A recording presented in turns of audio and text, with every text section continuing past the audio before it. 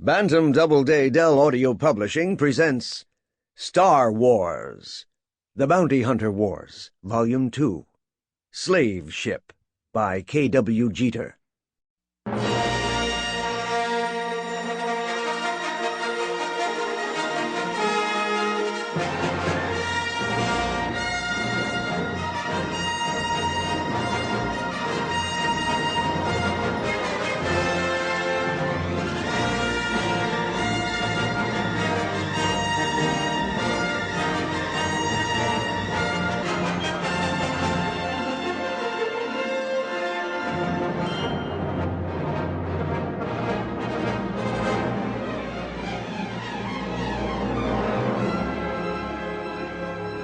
Now, during the events of Star Wars: Return of the Jedi. Fear is a useful thing. That was one of the best lessons that a bounty hunter could learn, and Bosk was learning it now. Through the cockpit viewport of the Houndstooth, he saw the explosion that ripped the other ship, Boba Fett's Slave One, into flame and shards of blackened durasteel. A burst of wideband comlink static like an electromagnetic death cry had simultaneously deafened Bosk. When he could finally hear himself think again, Bosk looked out at the empty space where Slave One had been. "He's dead," thought Bosk with immense satisfaction. "At last."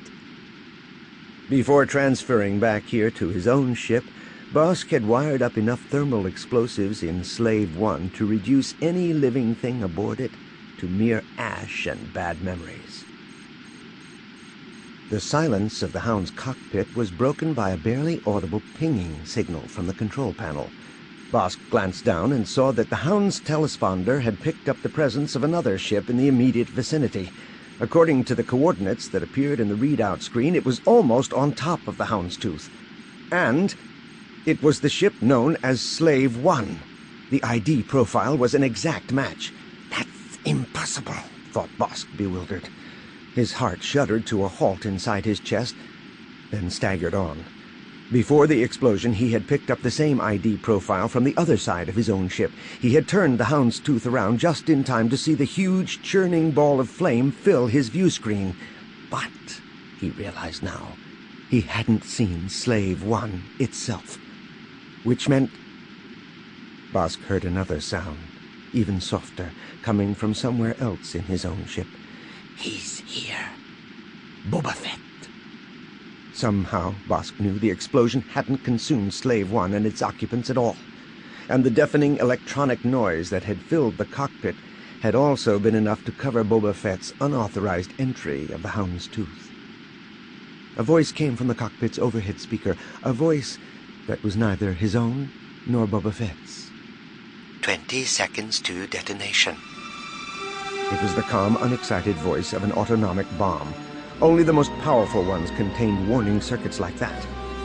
Bosk dove for the hatchway behind him.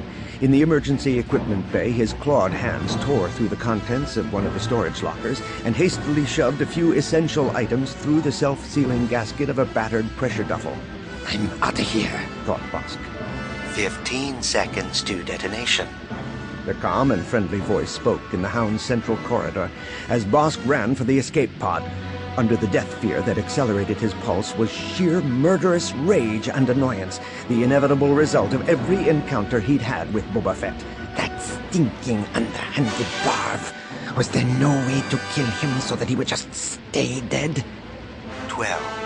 Bosk wiped all thoughts other than self-preservation from his mind. The point of his claw hit the big red button for which he had been aiming. With a sharp hiss, the escape pod's hatch slid open.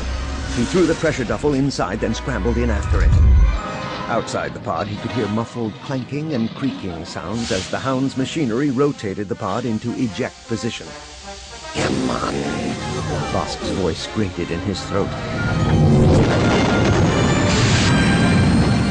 Then his spine was suddenly jammed back against the hatch behind him as an intense burst of thruster fire shot the pod out into space and away from the ship.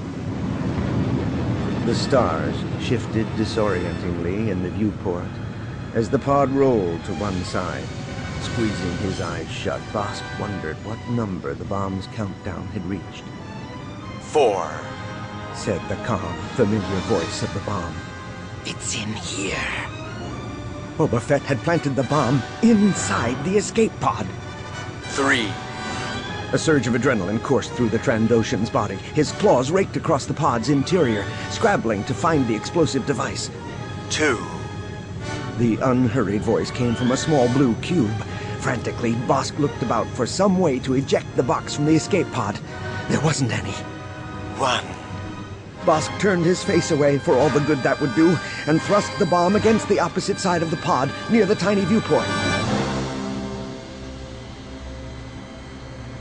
Nothing happened. He was still alive. Slowly, Bosk brought his gaze back around to the blue cube. He cautiously inserted the point of one claw and pried it open. The only contents were a miniaturized speaker and a few pre-programmed vocal circuits. It hadn't been a bomb at all, and he hadn't felt the impact of a bomb in the distance outside the escape pod, so there probably hadn't been one placed aboard the Houndstooth either, of any size or destructive capability. If he hadn't given in to panic and hadn't abandoned the Hound, if he had stayed there and had gone toe-to-toe with Boba Fett, he might have settled his accounts with the underhanded scum once and for all, and still have been in possession of his own ship. Now, where was he? The pod's navigational circuits appeared to be in operative condition. They had already locked onto Tatooine, the nearest habitable destination. The planet's familiar image now filled the viewport.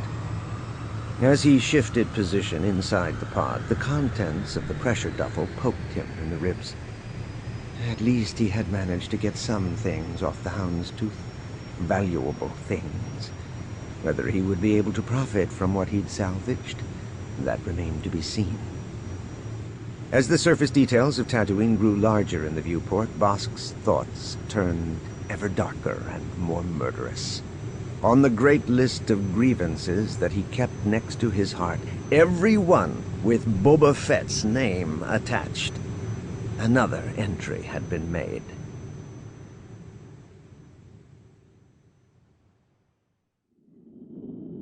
Neela turned from the viewport of Slave One's cockpit. In the distance beyond the escape pod with the bounty hunter Bosk aboard had been a point of light dwindling among the stars. You let him get away. You state the obvious, replied Boba Fett. Yeah, well, I don't get it either. That comment came from Dengar, standing in the cockpit's hatchway. His face was still shiny with sweat from his recent exertions. There had been a lot of stuff to move, and in a hurry, from this ship into the cargo module that had been launched from it. That hunter was trying to kill us. Not us, corrected Fett. Me. In all likelihood, Bosk didn't even know you two were aboard. That didn't make Neela feel any better. Things had been happening fast, too fast for her taste, even before Boba Fett's personal ship had lifted off from Tatooine's Dune Sea. Slave One's swift, functional mass had come flaring down from the night sky like a magnified emblem of potentiated lethality, just in time to crush beneath its hot rocket nozzles one of the two men who had pinned her, Dengar, and Fett down with their blaster rifle fire. Irritatingly, Boba Fett had kept his cool during all the shooting. Easy for him, Neela grumped to herself. He was the one who had transmitted the signal to Slave One up in orbit above their heads, so he had known it was coming. He just hadn't felt like letting his partners know. If that's what we still are, thought Neela. With her arms folded, she studied each of the two bounty hunters in turn. Dengar wasn't too hard to figure out. She could probably make a deal with him and he'd stick to it, especially if there was some chance of realizing a profit out of it. But keeping company with someone like Boba Fett was a dangerous proposition. From what she had already picked up, Neela knew that Fett's business associates tended to have lives as short as those of his enemies. Neela kept her own face expressionless as she watched Fett maneuvering the ship. Her own fate had become bound with one of the hardest bounty hunters in the universe, the least likely to be swayed by threats or violence or seduction. In some ways, she had been better off when she had still been in Jabba's palace as one of the... Sample complete. Ready to continue?